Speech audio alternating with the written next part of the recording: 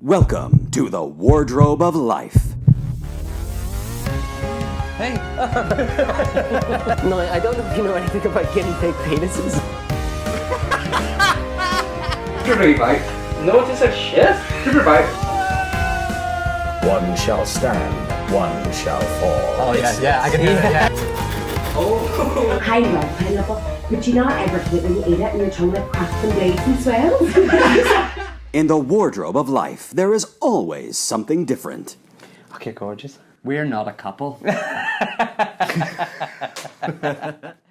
Hello, welcome to the Wardrobe of Life podcast. We're once again in the Closet Bar with a special guest, and that guest is from Blue Shadow Films, Mr. Greer Ellison. Hello, Greer. Thank you very much for coming in. You're more than welcome. It's great to have you. It is great to have you. On this stormy Boxing Day. I know it is. It's a stormy Boxing Day, but yeah.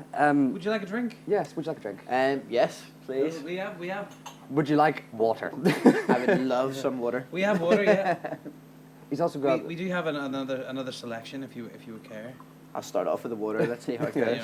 Yeah. keep it pure and. I was about to say pure and straight, but You want water I as mean, well? I'm here, so that can't be much can be done about that. But I'll take some water, yeah. Okay. Thank It's you. good just as well, really. Yeah, isn't it is just as well. But yeah, so yes, we've known each other for a wee while, number of years, Yeah. unofficially, officially maybe a couple Yeah. of years. But yeah, so Greer is writer and producer, or do you prefer producer-writer? Writer and producer. Writer and producer, okay. Writer and producer with Blue Shadow Films. Now, I saw one of your films the other year. So I was saying this to AJ, I was like, we've got some heavy stuff to talk about. Yeah, So okay. what I saw was Butterfly Kisses. Yep. Which, if you haven't seen it, you should check out Butterfly Kisses. It's weird because it almost sounds like an insult to say it's a tough watch. Yeah. But it's a good. It's film. not one I would necessarily recommend on a hangover. No. That's how I would put it. Yeah. Well, it's like the Joker. I watched the Joker Yeah. recently, and I was like, I don't know if I want to watch Yeah. that again Yeah. anytime soon. But it's like correct me if I go wrong. So the kind of premise of Butterfly Kisses, it's a young lad. He's about 16, 17. And he's at an age where he's getting these kind of thoughts. All of his mates are talking about all the girls that want to bang, but he's got these dark thoughts, basically relating to paedophilia. Yeah, that's It's right. essentially it, and That's how right. he processes that and either deals with it or doesn't deal with it, or does or doesn't act upon. Yeah, totally. I mean, Butterfly Kisses was as a writer, my first feature film, and I wanted to do something bold and something that was going to kind of grab people's attention. Yeah. And the idea was to kind of look at the person in society who people deem to be the biggest kind of monster that there is, and to look at that kind of stereotype of that person who's the creepy old man Yeah. kind of standing at the playground gates with the pair of binoculars, and say, okay, well, what was that person actually like whenever he was 14, 15, 16 years old?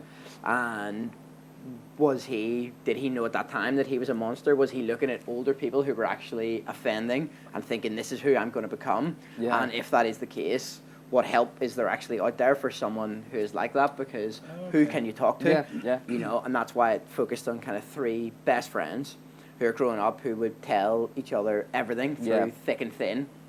And yet here's one thing that this person can't talk about with anybody without being kind of exiled from society. And does that actually compound the problem? Yeah. Well, yeah, it definitely, I got that vibe of it. Now, obviously, it's a completely different kettle of fish, a wholly different kettle of fish. But before I came out, I had that kind of, I suppose, in a worry, in a sense, because you don't know society's view of things. There's obviously some things you know is bad, but and much like the subject matter of Butterfly Kisses, but then you get these other things that people just have their own opinion of something. Yeah. So there is that. So from that bit, I kind of got this. I've got something that I need to say, and I don't know how people are going to react to it. Yeah. But then obviously, to the extent that it goes to, Yeah, no, for sure. But I think it's interesting. Obviously, I had to do like a lot of research into the topic, and it's something as like the writer of the film that you need. It's a very delicate balance because obviously there's so many people who have been hurt and so many like bad things have kind of happened, and it's important to note that the person who we're looking at in the movie hasn't actually done anything wrong. At this point, all he is doing is thinking that this is how he kind of feels. And we got in touch with an American doctor called Dr. Sarah Good, who's one of the kind of like leading specialists in the world on this subject. Okay. And she actually put us in touch with a young guy who was in this, or is it was a few years ago, is in this person's position. Okay. And is actually trying to like seek help and so on. And it started off with emailing with this person, and they would send self-destructing emails that you couldn't screenshot, and you had half an hour to read, and then the emails would disappear. And so eventually, after speaking to him, and he was so scared that it was kind of like a trick, or that he was going to be kind of, you know, outed, eventually we agreed to meet up, and we flew him over to London, and we met up with him, and he basically said that when he was 11, he fancied 11-year-olds, 12 the same, 13 the same, 14 people started to talk about teachers. Yeah. And he was like, I don't really get this. 15, 16, he realised that he was a monster. And he then wrote to 25 doctors and psychiatrists in the UK, explaining the situation. Only 2 responded. One said, if you come to the office, I'm going to call the police. The other one said, if you come, there needs to be a lot more help done in this area, but I'm not the one who's going to help you. And so I kind of then found that taking it from this angle, you know, a very interesting way to go about it. Yeah. Is that almost then, not the, I mean, we have no facts, but with Michael Jackson, is that kind of where that could have stemmed from in a similar way, in that? Oh gosh, I mean, it's I would say, to be honest, it's on a complete like case to case basis. But I mean, the point of the overall thing is that at the minute, all the system in the UK anyway is completely set up for punishment rather than prevention. And so at the minute, it's like, okay, we'll wait till these people offend, then we'll catch them with a big net, and we'll all like celebrate. What the movie's saying is actually that's too late. And if there's warning signs, if you were able to actually talk about this, it may not even get to that point. Okay. If that makes sense. Yeah. Like, it was mad. It was very, and the guy, I've forgotten his name, who played him. It was Howard Henry. Yeah, Theo Stevenson. Yeah, Theo Stevenson. Like, he's fantastic. You know, like, so Howard Henry from Kids TV. Yeah. And all it was that. a bold decision from very his bold, agent very bold, but very, that one. very fucking brave. Good. Like, I hope it stuck by him, because it's certainly doing that off the back of something like Howard Henry. You know, it's very slightly different fan base. It's very, very, very brave. But it was certainly a very good. But you continued now with that. Your next film that we had spoken about before. Yep. It's the same team, as in same director, same writer, director, producer, and same company. About the house, the Nielsen house. So that's about Dennis Nielsen. I don't know if you know who Dennis Nielsen Not too much. No. So he in the 70s and early 80s, he was one of the most notorious serial killers in London. And he used to basically lure people back to his flat in Muswell Hill, this kind of leafy, residential, expensive area of London. He'd lure homeless people back under the promise of food and shelter. And when he got them back there... Is that the guy that deviated? Did they do a performance? Yes. About him? Yes. Monochrome Man? Monochrome Man. Okay. Okay. Right, okay, yeah. There's a dance group that we studied when we were doing drama. Fair enough. So he'd basically lure them back, murder them, chop them up, blend their bodies, flush them down the drain pipes. Horrible stuff. And then one summer in 1983, this notoriously hot sun rose over Muswell Hill, and the smell came up from the pipes, and the neighbours called out the plumbers, and the plumbers came out and opened the pipes and found all the flesh and fingers and blood and toes. And Nielsen got arrested and he got put in jail in Manchester. He actually died last year. I've been trying to get up to go and meet the guy, but I couldn't make it happen before he passed away. But the story. Was he aware of that you were making? I mean, we'd written a bunch of letters to him, so I don't know, but we'd never had much of a response. Oh, fair enough. So he, but the story's actually about his house, because his house sat on the market for 35 years, and it was surrounded by these 1.5 million pound houses, and it was on the market for 250,000, and had a piece or like a bit of writing at the bottom of the Rightmove site saying, you need to check the history of this property. Yeah, like with a wink. Yeah, exactly. Check the history. And so the story is actually about a young Chinese girl who moves over to London, and she's struggling to get by in a big city, and the problems that big city life has, and she's living in a bit of a shithole herself. And she lands a job in a real estate agency in Muswell Hill, and she gets given the task of trying to sell Dennis Nielsen's old flat. And so at the start she thinks this is going to be easy because it's dead cheap, and she doesn't tell anyone the history of the place, and she's showing people around it, and of course people are think they found the best deal in London, so they're making offers, but one by one they find out and they withdraw, and they're leaving her angry messages on the phone and all the rest of it. And she's about to be evicted from her flat, and she's working on commission, and she can't sell the place. Then in the middle of the night, she gets a phone call from this unknown number, and the guy says, "Are you the agent in charge of the flat on Cranley Gardens?" She says, "Yes." He says, "Look, I don't want to buy it, but I'll rent it off you for 1 hour." She says, "Well, what do you want to do there?" He says, "Look, I just want to relax. £1,000 cash. I'm outside the flat right now." She thinks, right, okay, I've got the eviction notice in one hand, I'll go down and I'll meet the guy. So she goes in the middle of the night, she meets this man, 50-year-old guy, kind of normal, lets him into the house, and she's sitting outside thinking, fuck, I shouldn't have done this. Is he murdering someone in there? What's going on? But the hour goes by, the guy comes out, £1,000 cash, and disappears off into the night. She goes into the house and everything's exactly the same. Yeah. She thinks, right, forget about this, I'm just going to pay my rent and sell the place and move on. Yeah. But the guy calls her back the next day and says, I have a lot of friends who'd be interested in renting this place out on an hourly basis during the night. She says, no, but of course she starts to do it. She starts to rent the place out during the night. She started making so much money renting the place out during the night that she's putting people off trying to buy it during the day. But as the story goes on, the people who are coming are getting darker and weirder, and her infatuation with the flat and what's going on there is growing and growing. And I'll not tell you how that ends, but we've just finished post-production on that. Okay, so when's that come out? That'll be coming out next year. Okay. At some point. Okay. Still to be. And is it still called Cranley Gardens, or is that just a working title? That's a working title. Okay. That's a working title at the minute. That's what it's called. But yeah, that's well, IMDb Cranley Gardens, and then if it changes the title, you can find that out. Yeah. Because you were saying to me about it when we were talking a month or so ago, and it was what you said that I thought was quite interesting. You were saying about people obviously. There's this fascination because it's not a ghost house. It's not a, there's these things that people do in London, especially these tours that people do, and you're just like, but it's not a haunted thing. It's not a this. It's not a that. It's just a place where bad stuff happened, and for whatever reason, people want to see it. Yeah, absolutely. The whole thing's meant to be a bit of a flip on like the haunted house or the the horror genre and the serial killer genre, which is so popular. You know, everything's about a serial killer, but this isn't a haunted house. Yeah, this isn't a serial killer. This is about our perception of what's happened in a place, and why hasn't this place sold for 35 years in real life? After all, it is just a house. You'd think there'd be one weirdo who'd kind of be into that and pay the 250. Exactly.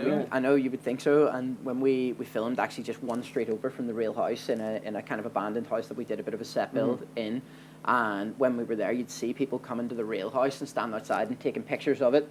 And, so it's like people really do have this kind of just fascination with serial killers and evil. It's mad. Did you do your set build? Like, did you go and visit the real house and take pictures and then go and copy it? Yeah, so the director actually went round the house pretending that he was going to buy it when it was still on the market, and the estate agent didn't mention anything about it. That's wild. It's this young, slick estate agent kind of showing him around, going, great bathtub. He didn't try and rent it for an hour.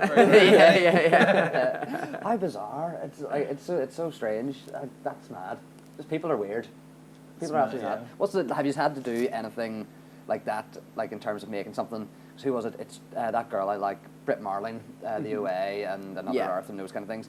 She wanted one of her films. I think it was Another Earth. They had this scene of her coming out of a prison, and they couldn't get permission from the prison to film. Yeah. So she then went into a prison under the guise of a yoga instructor. Right, okay. And then came out of the prison wearing sweats and all the stuff. And they just filmed her from the car.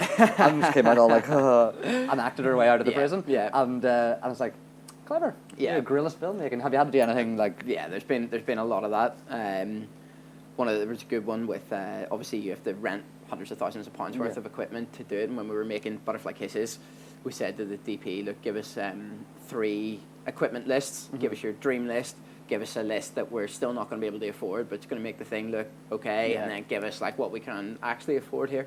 So he gave us the dream list, and we were like, this is just going to be way, way outside of our, what we can do, but let's just send it out to the equipment rental companies anyway. So we sent it out, and all the quotes were coming back, and it was like 150,000. I think the lowest one was like 105,000 or something like that. And they're like, right. And then we get this quote through from Warner Brothers for 12,000, right? And we're like, right, there must be a mistake here, but let's just phone them back and say, we'll accept this quote.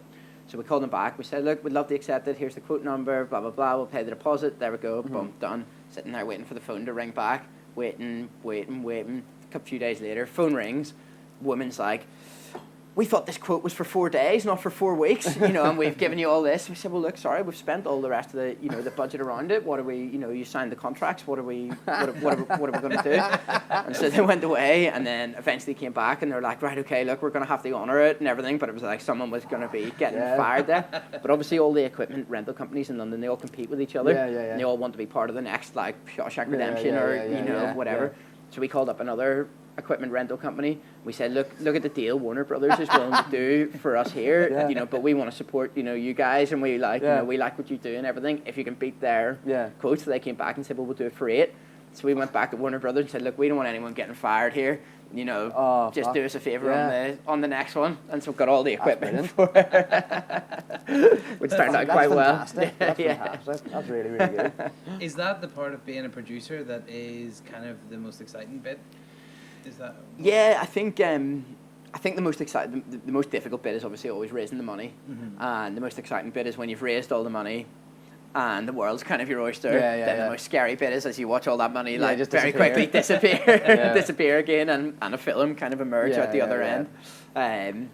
And I don't know. Sometimes the more money you have, it doesn't make it easier. At what point do you think a story has to be at before you can start taking it to people to invest in? Is there a point where you think this is a good enough idea to? So it's about putting like a package together. So there's two. We're about to do a big merger, which we'll talk about in a minute. But there's 2 kind of tentpole films which we're going to be producing this year. One's called Dog Boy, which stars like Robert Sheehan and Ron Perlman and a bunch of other kind of really, really good actors. And the script is in a really good place, but it's a first-time director. And our co-producer is a producer called Frida, who produced like Pan's Labyrinth and stuff like that. She's our Spanish producer. So it's in a weird position where the script's in a good shape. We've got a really good cast together, but it's a first-time director, and that's the sticking point, and that's what becomes hard to raise the money, because film really is a director's medium. And so that's like one example. And then on the other side, our other film is a film called The Italian Affair, which is about Ingrid Bergman and Roberto Rossellini, set between 1940s Hollywood and Volcano in Italy. And on that, we've got a director called Julian Gerald, who directed like Becoming Jane and Kinky Boots, and he's got like 6 BAFTAs and all this kind of stuff. But the script's not in as good shape, so it's a bit of a balancing act between. There's usually one cog that doesn't fit right in, that you have to kind of, and being the producing side of it is trying to make that work. If you know what I mean, and trying to raise the money while spending a year rewriting the script or doing whatever. And do you, because we had spoken about this, if you're producing a film, it's generally going to be, you're aiming for it to be your own writing, but then you will write elsewhere. Have you ever had something that you've had to rewrite that wasn't your material that you've started? That I've started? That you haven't started, so somebody else's material that's then come to you and you so that would happen. Do you find that happen. harder than rewriting your own stuff, or do you find that... It depends on the person. It depends how precious they are. Okay. For it. A lot of the time it'll just be like editorial stuff. Which usually people are pretty happy with. But I haven't had it yet where I've had to literally come in and do like a page 1 rewrite on something because like people aren't kind of happy with it. But I have been hired quite a lot to write other people's ideas, which is difficult, where you're just given like an idea and then you're sort of left to run with it. And all you've been given is a few paragraphs, and then you come back with a 90 or 120 page script, and they're like, that's not really what I was thinking. And you're like, well, how am I supposed to know? It's all because my other half would do that for songs. So like you fulfill a brief. A brief will come in and they'll say like, so he wrote a song for. It's weird because he's written songs for people like Michael Bublé and Ollie Murs and stuff like that, but they've not sang them. But that's what's coming. It's like Michael Bublé's looking for music.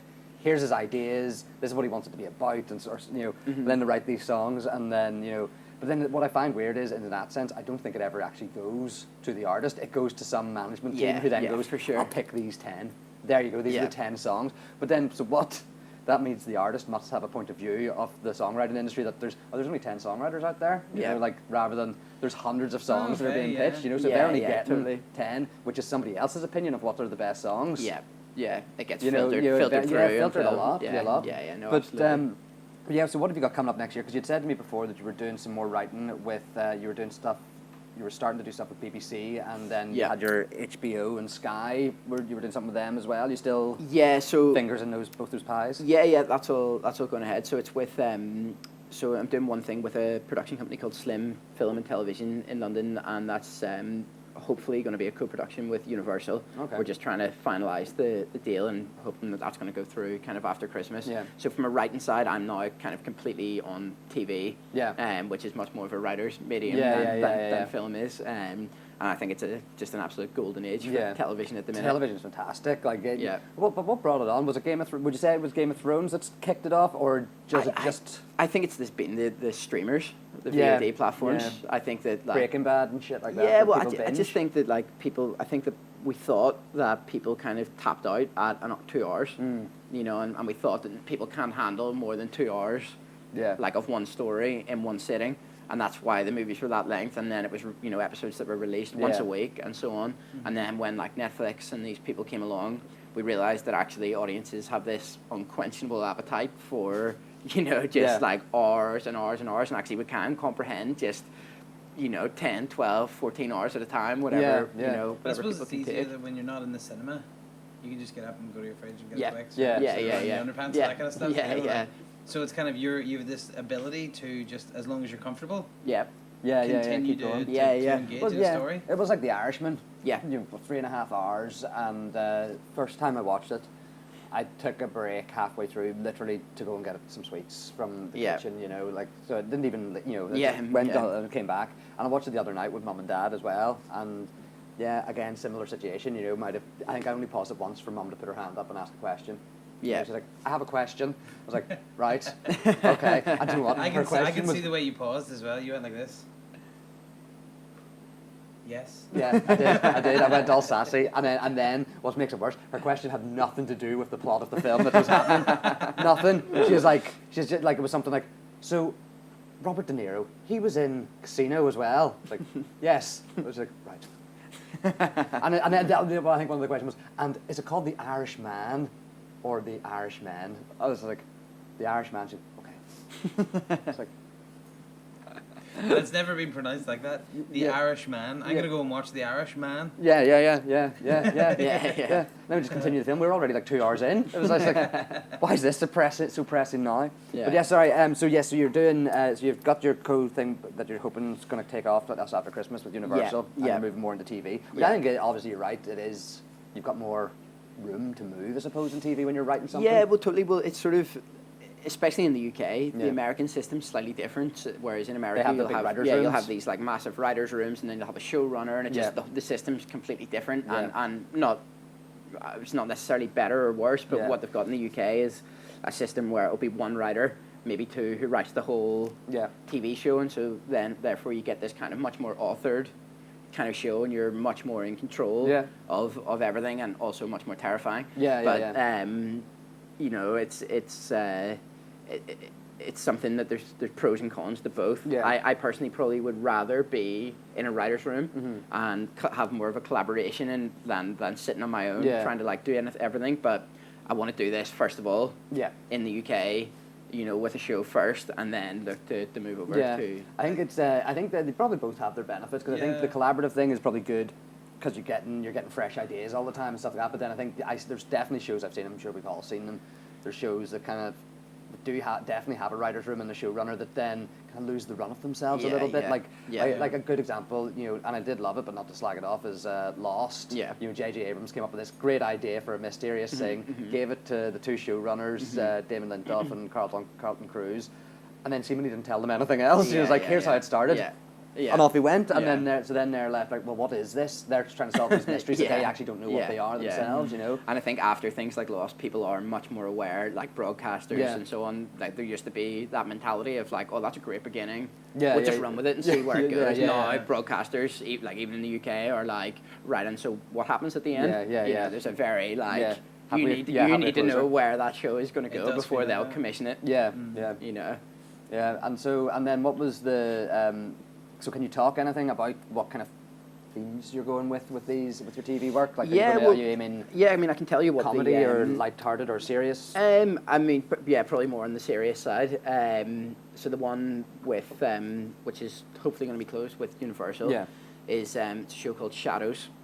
It's about a female voyeur who is like one of the best psychiatrists in London, like top of her game. Like we meet her, she's winning like the Psychiatrist of the Year award, and she's brilliant. She's absolutely fantastic doctor, but she's a voyeur. And she'll follow her clients home, she'll break into their houses, she'll bug their phone line. She's got an obsession with finding out your deepest, darkest secrets, no matter what they will be. And she's been a voyeur since she was a little girl.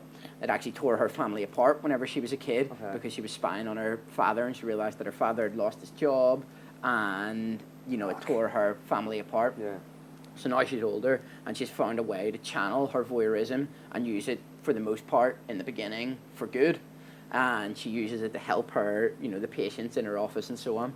But on the other hand, she's a wife and a mother, and she's like a textbook wife and mother, baking cookies for PTA meetings and book clubs and, you know, all this kind of stuff. But yet she's living this secret kind of nocturnal life that nobody knows about. And her one golden rule is that she won't spy on her family because it tore her family apart whenever she was a little girl.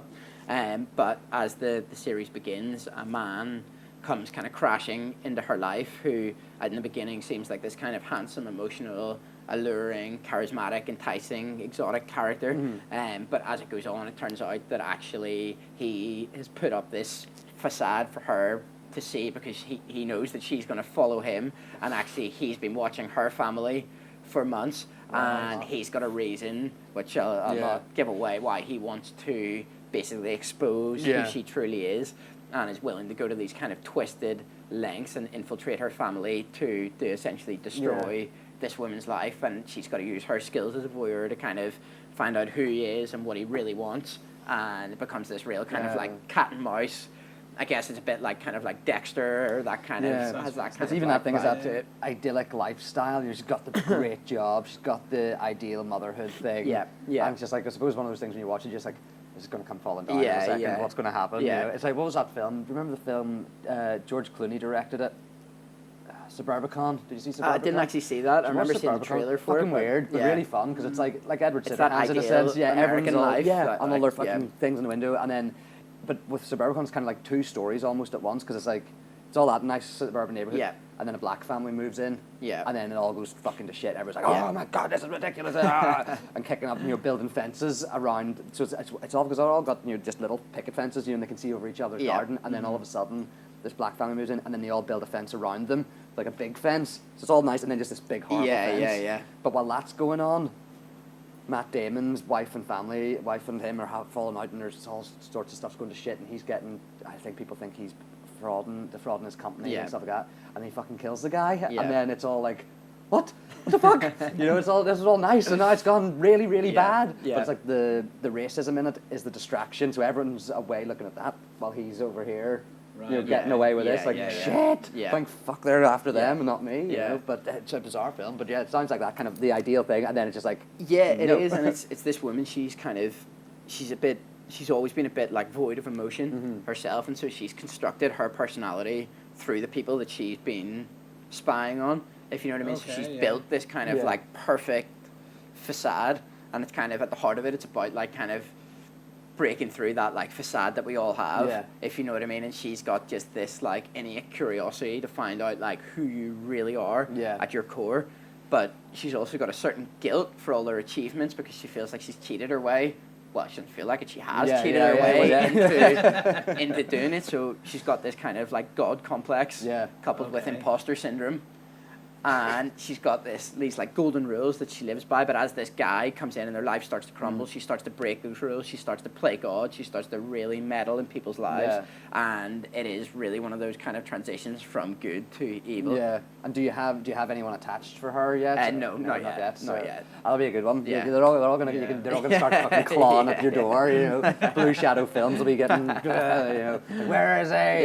That sounds fun. That does sound like, I'm assuming it's going to be creepy. It's going to be kind of creepy, like It's not in gonna a be horror like- film, but well, in that it's uncomfortable way because I can feel. Thrillery. Yeah. It's thrillery. It's like it's one of those things where like it's dark, but it's not heavy. Okay. Entertainment will always like take precedence. You Yeah. know, it should be like in like Dexter or Yeah. you Yeah. know things like that. And it will be like it will be driven by like voiceover. Yeah. You'll be inside her head. You'll be the only one who's been let in on her secret. Ah, okay. And so like the idea is that with her you'll become you know a voyeur. Yeah, yeah, and yeah. like the things that she's the sort of like the cases that she's on week to week. You know, you're be as curious as her to find out you know what it is Yeah. that's actually you know what Oh, it is yeah, that's yeah, like yeah. going on. So it's So it's like Dexter meets 24. yeah exactly yeah It's in yeah that kind of bracket.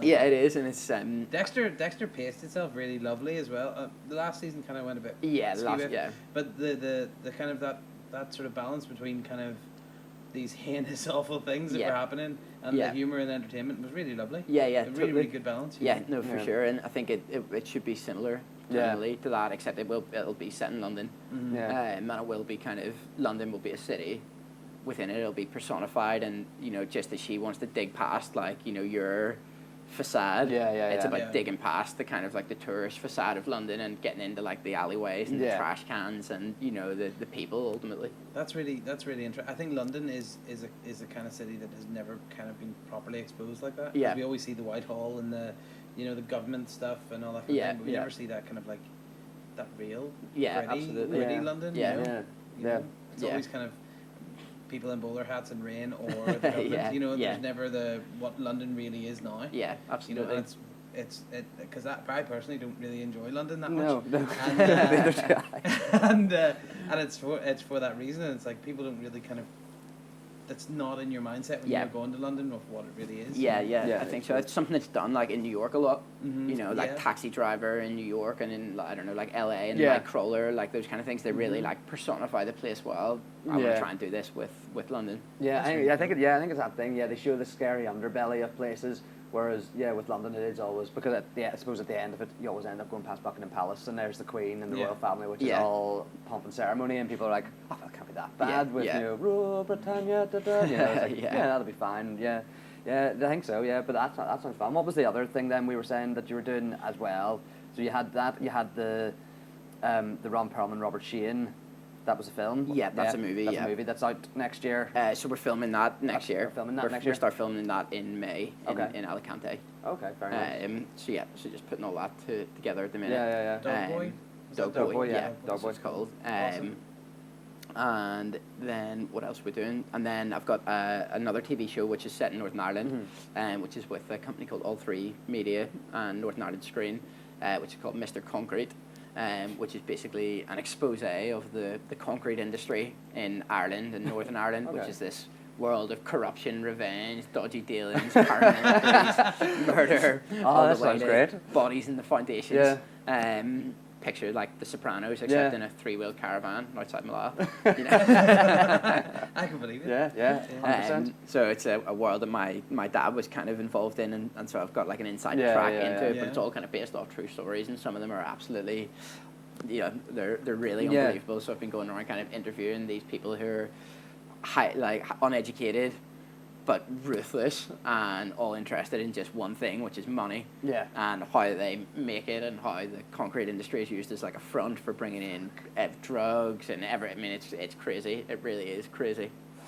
Fair enough. So yeah, Mr. Concrete. Mr. Concrete. Mr. Concrete. I Yeah. suppose if you're shipping large paper packages across continents of powder, Yeah. it might be quite easy to get drugs around the Yeah, place. well, you that's know? a good Yeah, point, yeah. Well, there was I'll not mention any names, but there was a guy who brought in this liquid plasticizer called P350, which is used to like I don't know, it's like a retardant in cement or whatever, but it turns out to be exceptionally good at dissolving and distilling cocaine. So he was bringing this in for years into the country, and the police put a bug in his daughter's school bag, which was left beside his house phone every night, and so that's how they Oh, busted fuck. him, because he Yeah. was talking on the phone every night. But the joke is that he went into jail and came out 10 years later richer than when he went in. No. That's, But it's when you think about it, like although concrete, it sounds mundane. It's like it's in everything. Yeah, Yeah. You know, it's yeah. like roads, houses, buildings, just Yeah. like everything. It comes Yeah. down to like the very kind of like fabric of. That's true. You know. And, yeah, definitely. And I think, I think as well, like as you say, it is in everything.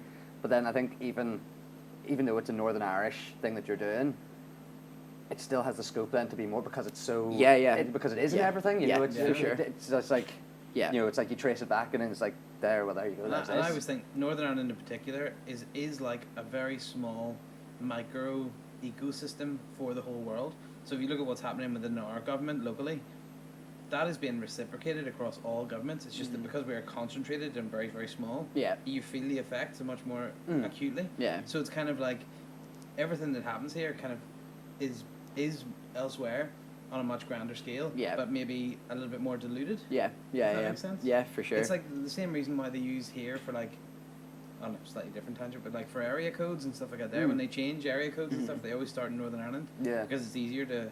Right. To see it's how it like a goes, little small... Yeah, you can see the ripple of it faster. That's true. And do you have anything else coming up? So, gosh, do you have it? So you've got Mr. Concrete, Shadows, and Dog Boy, and then The Italian Affair. So those are the two movies. But as a company, we've just signed before Christmas. We're merging with two other companies. Okay. So we're merging with a film sales agent and a marketing company. Okay. And this will be all kind of publicly announced in Berlin on the 15th of February. But it's all going to come under one new umbrella, which is called Paradox House. Okay. Which is essentially going to start to become a mini studio for independent film. So it's going to be a place where we're going to move in the equipment rental and it's going to be like a one-stop shop for movies. We're also going to be kind of competing with the BFI in a sense because we're going to launch applications for funding and we're going to fund up to 10 films in the first year of development funding. So you can put applications in, you can apply, and we'll do interviews and all this kind of stuff. So we're going to announce that all in Berlin this year. Oh wow! But yes, so it's going to be quite exciting. So Paradox House will that be like the new name, or will it just be a parent company to Blue Shadow Films? No, so that'll be the new name. Okay. The other three companies will still exist, but more as kind of like holding companies.